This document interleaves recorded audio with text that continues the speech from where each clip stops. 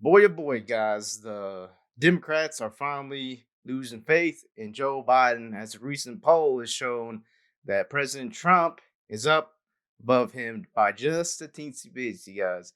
That's just enough to get these people to start scrambling and panicking, figure out what they're going to do. Let's watch this video, guys. Maybe time for the White House to really panic because it looks like the media is jumping off the Biden bandwagon after another terrible poll this week.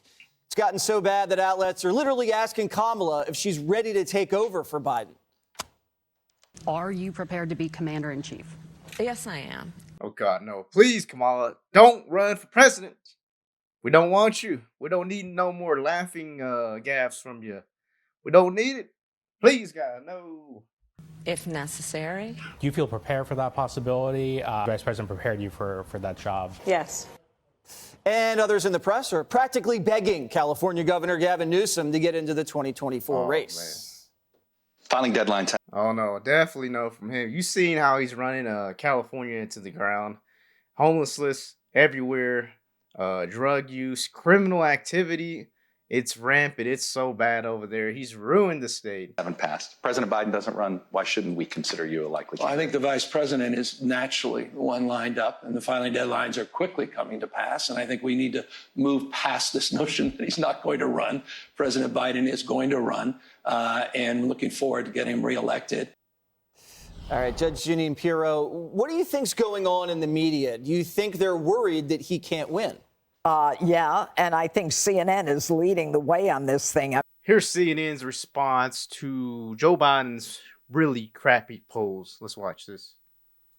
The president is the oldest president in history. He was this morning. He will be tomorrow. That's just the reality. And White House officials acknowledge that, don't love talking about it, but have long made the case that's not the kind of pervasive issue for voters. It's not going to be the determinant factor. What does this poll show? Well, it's certainly on the mind of voters. We'll see how. Oh, yeah. CNN does not like the polls we are seeing. They're going to show you right now. Look at this, guys. Important it becomes, but it clearly is a major concern. We asked folks, Phil, are you seriously concerned that Biden's age might negatively affect his ability to serve a full term? CNN poll, 58% think Biden's policies making economy worse. CNN, oh my word, what is this world coming to? Is CNN actually turning a new leaf, or are they just being critical of their nominee? Quarters of Americans are indeed seriously concerned. 3/4 of Americans don't agree on anything, but there's concern there. You see it here too, seriously concerned about his current mental and physical competence being negatively impacted by his age, and seriously concerned that his understanding of the next generation's concerns are impacted. 68% say that. Ability to serve another full term. 76%, current mental, physical competence, 73%, understanding of next generation's concern, 68%. Ooh, man. Oh, my word, I cannot speak. Joe Biden, ooh. That is what is behind these numbers. Why Joe Biden is in a sort of dead heat, margin of error race with nearly every Republican tested. Poppy noted that Nikki Haley is the exception to that. She's running outside the margin of error. But look at this. Trump, margin of error race, no clear leader. DeSantis, Pence, Scott, Ramaswamy, Christie, they are all with no clear leader. And I just want to note, guys, one other thing that is going to cause agita for the White House team is this motivation factor. Are you extremely motivated to vote in next year's presidential election?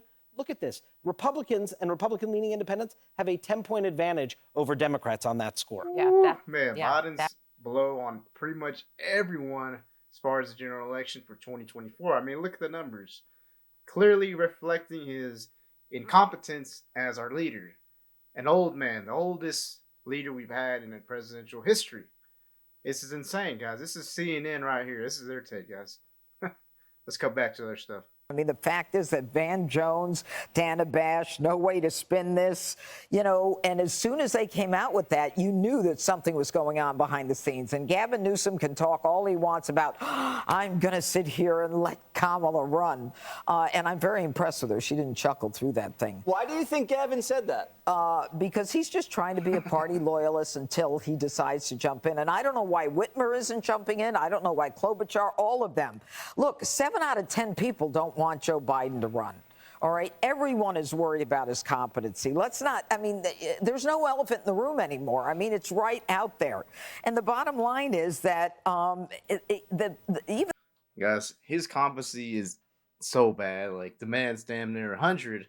Thank God they have a team to manage them. Otherwise, they'd be making all kinds of crazy decisions. even though Joe Biden has so much going in his favor, the truth is, I mean, he went after Donald Trump, and whether you think he did or not, I mean, they've indicted him 4 times, and all of the things that they've done to Donald Trump, and yet everyone is so close to beating Biden anyway. So I think the Democrats realize that they can't win with him the more we go into the fall, and they've got to change horses. Greg, how do you see it? How do I see it? I see it if Joe Biden was just a skull on a pogo stick, slathered in Bengay, but was up 10 points, they would be right behind him. So you mean like Fetterman? Exactly. This is not for the benefit of the country. It's the benefit of the party. Why is the media in revolt? Is it because Joe is unfit? Nope. Too old? Nope. Too senile? No. Too out of touch? It's because he's behind. It wouldn't matter if he was ahead. This is their guy. This is why they're turning on him. You know what it's like? It's like the way a hardcore football fan demands his team trade their aging QB. He's not like saying he wants somebody else to win. They want him. I wouldn't be surprised if Joe was bedridden and still running the country somehow. The Democrats would, in the news, would 100% be behind him. Oh, he's fine. He's just taking a rest. Him out because they're going to lose. You'd expect them to be looking at this as objective journalists saying, like, man, this guy's in trouble. He's not all there. He's a danger to this country because he can't think. They're not saying that. They're saying he's going to lose. That they're not journalists. They're partisans. Martha? So I think if you're President Biden and you're watching those responses, you're kind of thinking that you're in a good position. If you watch Kamala Harris, she doesn't engender a lot of confidence when she goes, yep, I'm ready.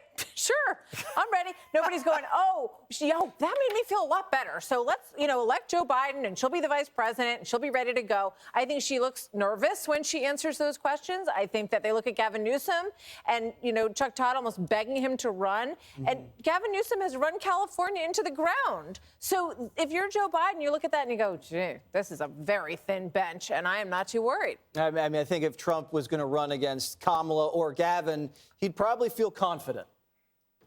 I'm not sure. I think you can reach him. I don't have access to him like that, but you can ask him. Oh, yeah. Trump would be so confident, guys. He would absolutely destroy them on a debate stage.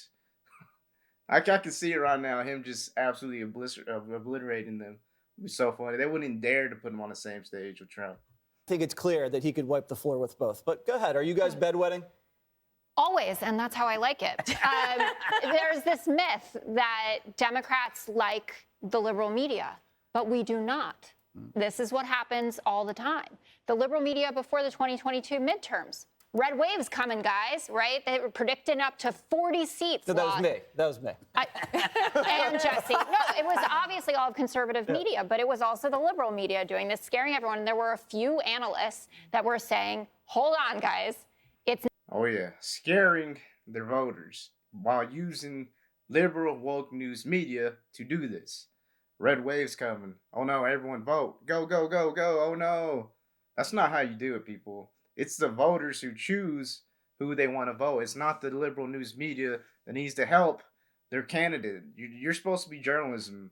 You're not supposed to be on someone's side. You're supposed to be purely journalism. Not going to be that bad, and then it ended up being a historic overperformance. It's the same thing if you think back to the 2016 election.